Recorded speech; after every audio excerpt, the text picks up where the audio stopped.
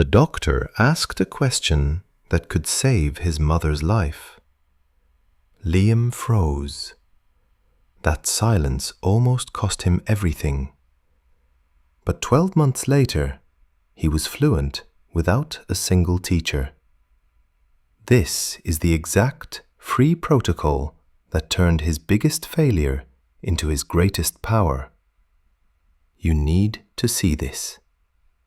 I want you to imagine a moment where your silence is not a choice, but a prison. Imagine looking into the eyes of the person you love most in this world, seeing them in pain, and knowing that you have the power to help them, but your voice has been stolen. You open your mouth to speak, but nothing comes out. You are not mute. You are not deaf. You are simply frozen. This is the nightmare that changed one boy's life forever, and today it is the lesson that will change yours. Welcome to Glaze English. If you have ever told yourself that you cannot learn English because you don't have money, or because you don't live in America, or because you are too old, I need you to listen very closely. I am going to share a blueprint with you today. It is a story of a 22-year-old boy named Liam who went from 0 to fluent in exactly 1 year without a teacher and without leaving his small village. If you are serious about finally breaking your own silence, please hit the subscribe button right now. Do it for your future self, because this video is the sign you have been waiting for. Let me take you back to the night that started it all. Liam was a normal guy living in a quiet town. He was like many of you. He knew some English words from school, but he could not speak. He thought it didn't matter. He thought English was just a subject for rich people or students in the big city. Then his mother fell ill. It happened late at night. She felt a crushing pain in her chest. Liam and his family rushed her to the nearest city hospital. The chaos was terrifying. The lights were too bright. The smell of medicine was overwhelming. The specialist on duty was a foreign doctor who spoke very little of the local language. He turned to Liam, the only young person in the room, assuming he could communicate. The doctor asked, rapid and urgent, "We need to run immediate tests. Does she have a history of cardiac arrest or high blood pressure? I need to know now." Time stopped. Liam understood the urgency. He recognized the word pressure, but his brain locked up. It was a total system failure. The input was there, but the output was blocked by fear. He stood there, his mouth slightly open, his hands shaking. He nodded. Then he shook his head. He smiled a weak, terrified smile because he didn't know what else to do. He looked at his mother. She was lying on the bed, pale and weak. She looked at him with total trust. She believed her son could handle this. She believed he could protect her. And in that moment, Liam realized he was failing her. He couldn't even ask, "Is she going to be okay?" He felt small. He felt useless. He felt like a child in a man's body. That night, after the nurses took over and his mother was stabilized, Liam sat on a cold concrete bench outside the hospital. He didn't sleep. He sat there and he cried. He didn't cry because he was sad. He cried because he was angry. He realized that language is not just a skill on a resume. It is a weapon. It is a shield. And without it, he was defenseless. He wiped his tears and made a vow to the night sky. He said, "Never again. I don't care how hard it is. I don't care if people laugh at me. I will learn this language. I will never be frozen again. But he had a problem. He had no money for a tutor. He had no friends to practice with. He went home, opened his phone, and stared at a blank screen.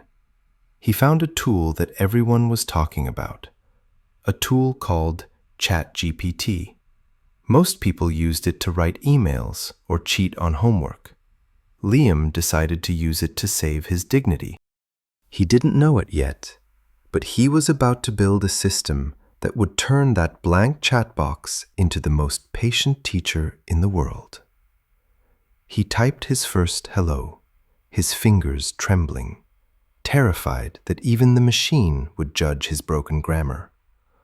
But the machine simply replied, "Hello, I am here to help." And for the first time since the hospital, Liam took a breath. The journey had begun. And that simple hello was the quiet start of a very loud transformation. Liam didn't wake up the next morning and magically speak fluent English. He woke up and built a system that forced him to speak, whether he felt ready or not. You see, most of us fail because we try to learn everything at once. We want to understand movies, write emails, and argue politics all in the first week. We drown in information. Liam did the opposite. He treated his brain like a garden that needed very specific seeds, planted one by one. He created a morning ritual that was so small, so manageable, it was impossible to fail. Every single morning, before the sun was fully up, before the roosters in his village started crowing, he sat at his small wooden desk. He didn't open a textbook. He opened his life. He told ChatGPT, "I want to write a diary entry about my morning. I will write it first, and you correct me." He typed his broken thoughts. "Today I wake late. I feel sleepy. I drink tea." Now, pay attention to this. He wasn't memorizing a list of verbs from a dusty book. He was using the language to describe his own reality. When ChatGPT replied, "Today I woke up late. I felt sleepy. I drank tea," it wasn't just a correction. It was a revelation. He saw his own life reflected back to him in perfect English. He learned that wake becomes woke, not because a teacher told him to memorize a chart, but because he needed that word to tell his own truth. But here is where the magic happened. Most people would just read the correction and move on. Liam didn't. He knew that reading is passive, but speaking is active. He stood up in his quiet room, looked into a small, cracked mirror on his wall, and read the corrected sentences out loud. "Today I woke up late. Today I woke up late." He repeated it 5 times. His voice sounded strange to his own ears. It was shaky. It was weak. He felt silly talking to himself in an empty room. But he kept going. He recorded his voice on his phone, played it back, and listened. He didn't judge himself. He just listened. He realized his mouth was lazy.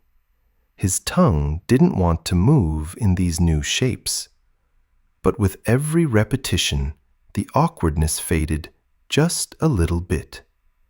He was training his muscles, not just his mind.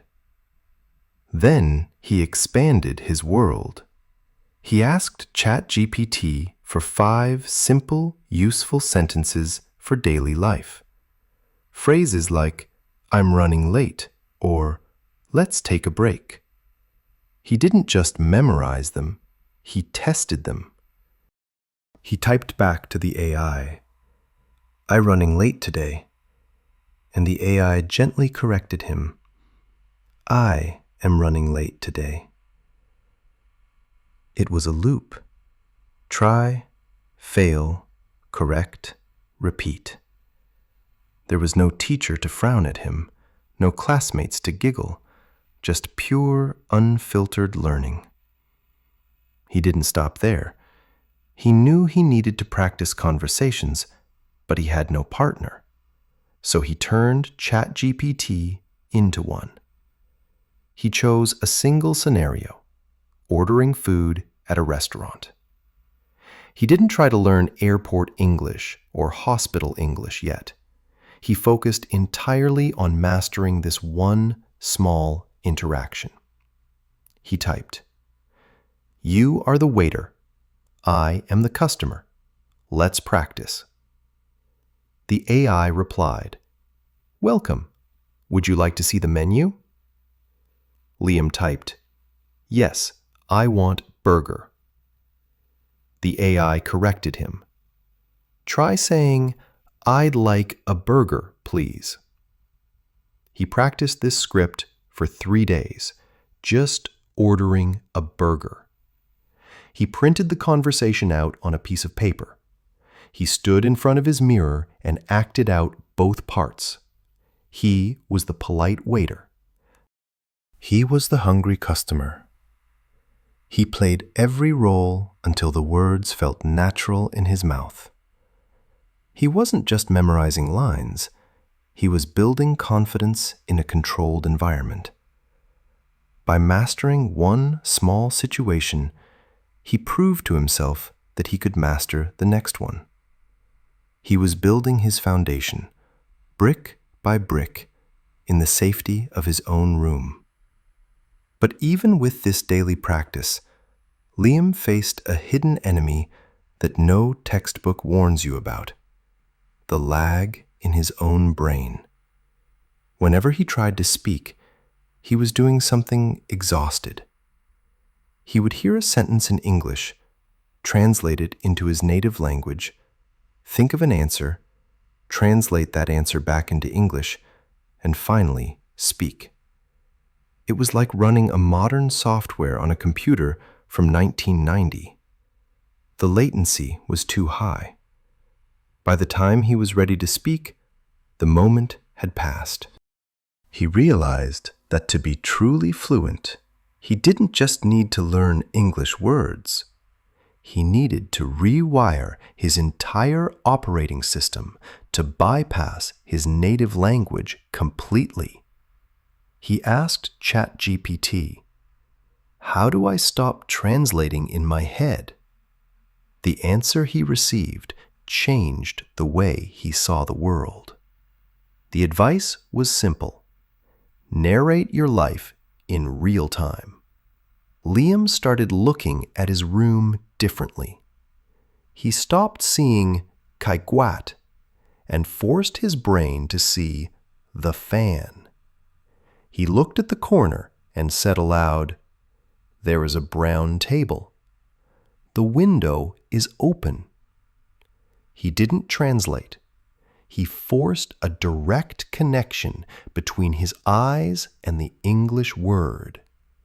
As he moved through his day, he became a commentator of his own life.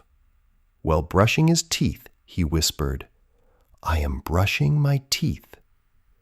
While pouring water, he said, "I am pouring water." It felt strange to talk to himself in an empty house, but he was building a new circuit in his brain, one that fired instantly without needing permission from his mother tongue. But a system needs data storage, or else all that effort is lost. Human memory is volatile. If you don't save your work, it disappears. So, Liam created a night reflection protocol. Every night, before he allowed himself to sleep, he sat down for 20 minutes to transfer the day's data from his short-term memory to his long-term hard drive.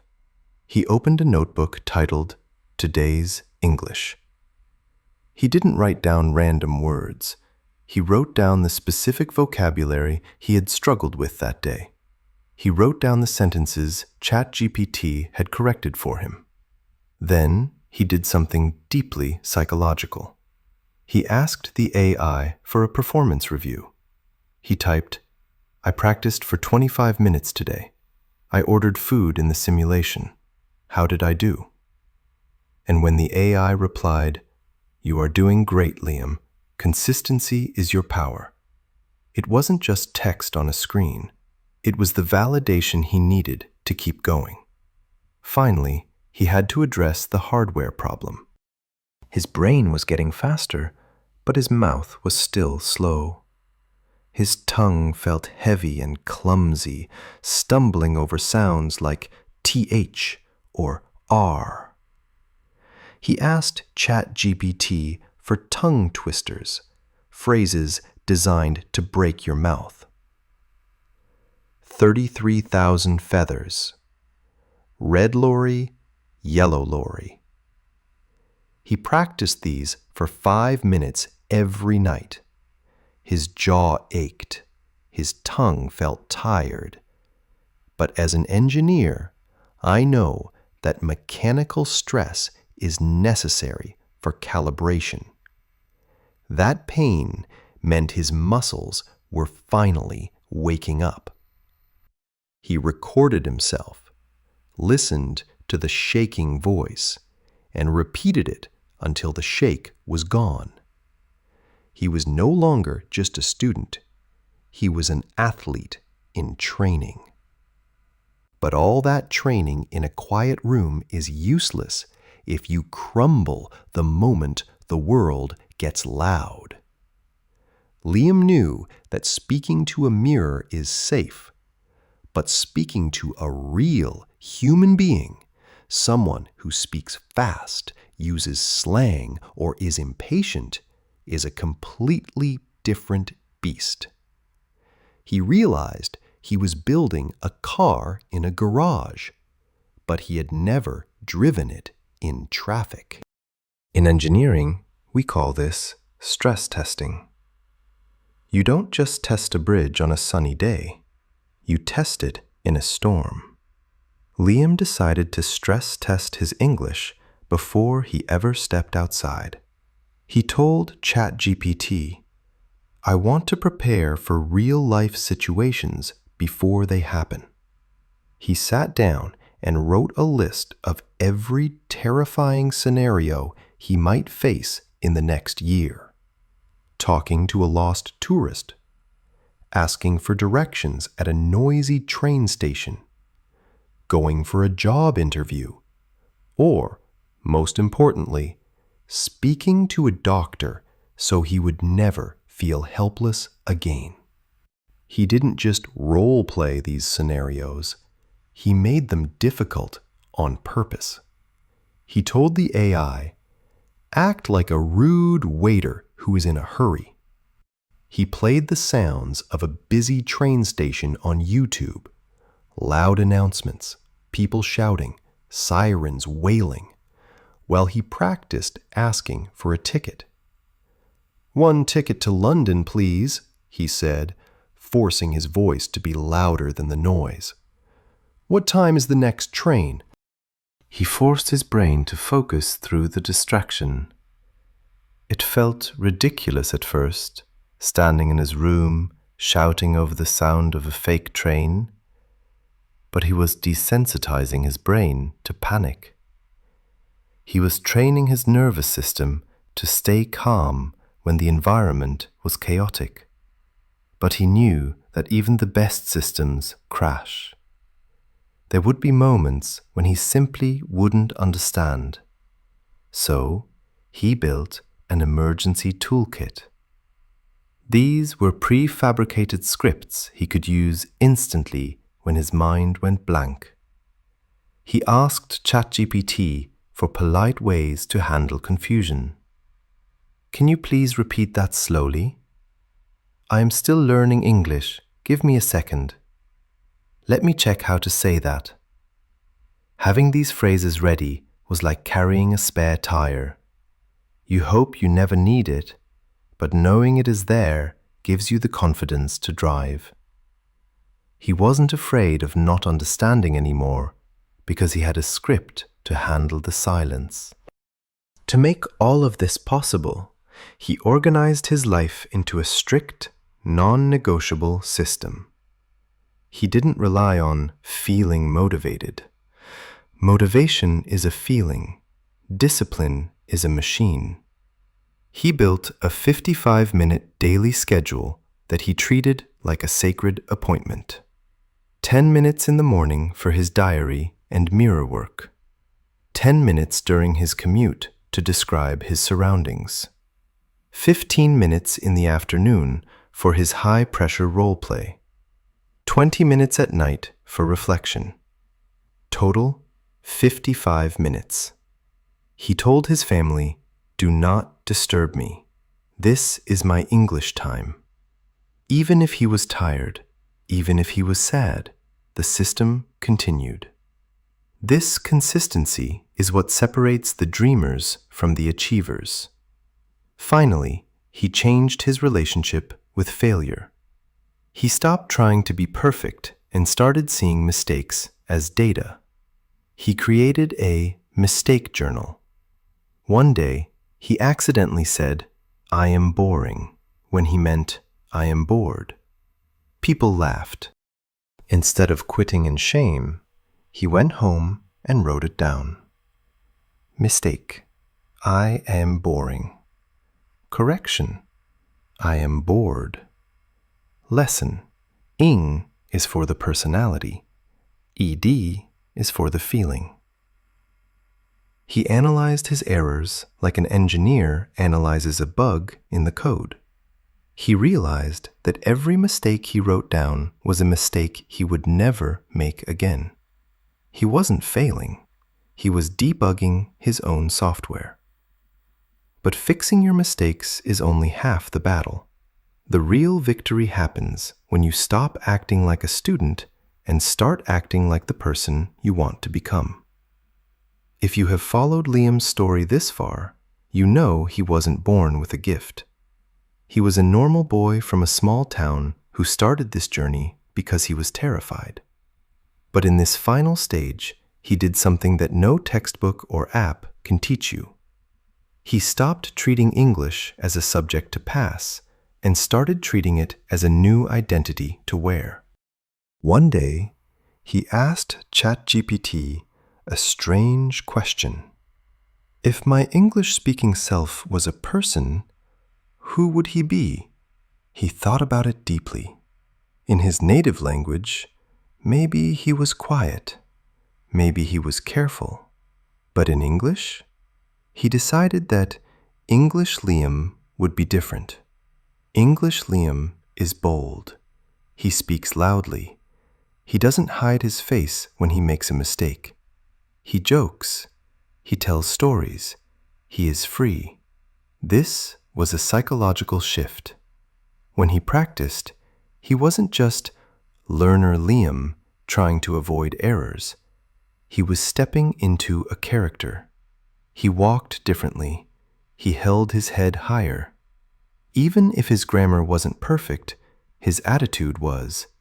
He realized that confidence isn't something you get after you become fluent. It is something you practice to become fluent. He celebrated every tiny victory. Did he order a coffee without stuttering? That was a win.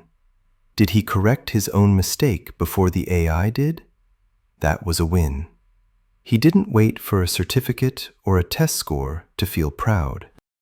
He found happiness in the daily execution of his system. And then, the moment of truth finally arrived. It didn't happen in a job interview or on a stage. It happened on a quiet Tuesday night.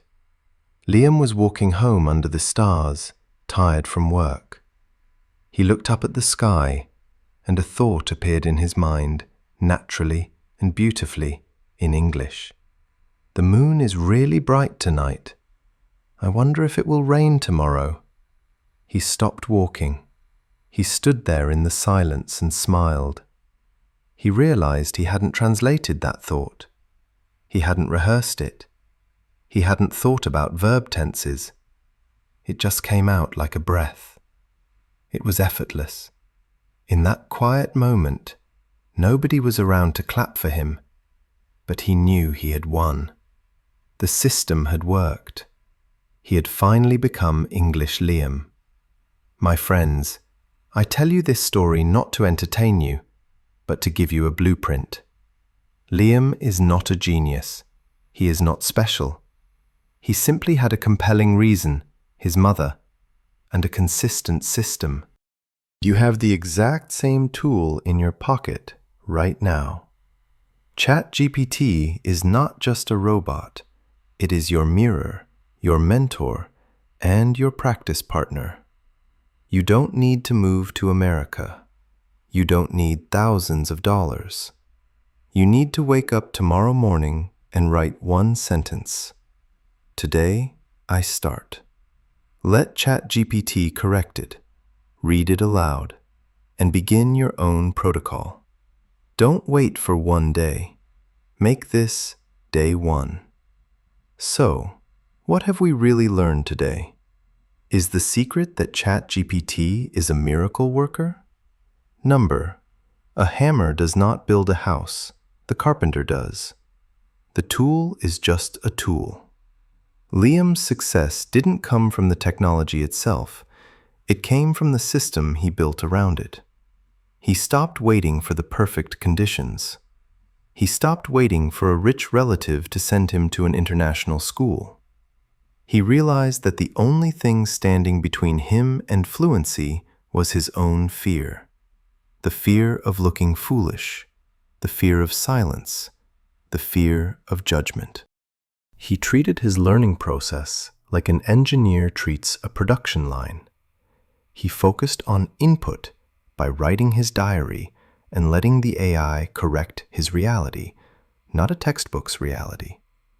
He focused on processing by forcing his brain to narrate his life in real time, cutting the wire of translation.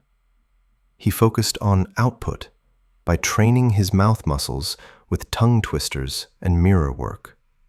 And most importantly, he focused on stress testing by simulating the chaos of the real world before he ever stepped into it. He took total ownership of his journey. He didn't ask, "Can someone teach me?" He said, "I will teach myself." The deepest lesson here is that fluency is not a destination you arrive at. It is a habit you live in. It is the result of showing up for those 55 minutes every single day, even when you are tired, even when you feel stupid, even when you want to quit.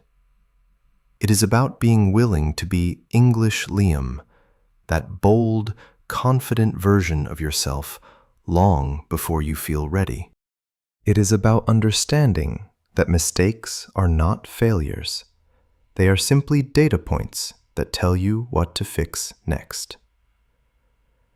If a boy from a small village with a broken heart and a cheap smartphone can do it, what is your excuse? You have the same tool. You have the same 24 hours. The only difference is the decision to start. Now, I have a simple question for you, and I would love to read your thoughts in the comments below.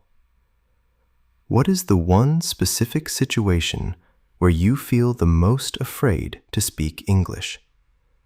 Is it ordering food, talking to a boss, or maybe speaking to a stranger on the street? Please share it with us. Writing it down is the first step to conquering it. And finally, if this story gave you even a little bit of hope or a new perspective on how to learn, please hit that subscribe button for Glaze English. It gives me the motivation to keep finding and sharing these powerful stories and methods with you. Let's build this community of self-taught learners together. Thank you for watching, and I will see you in the next video.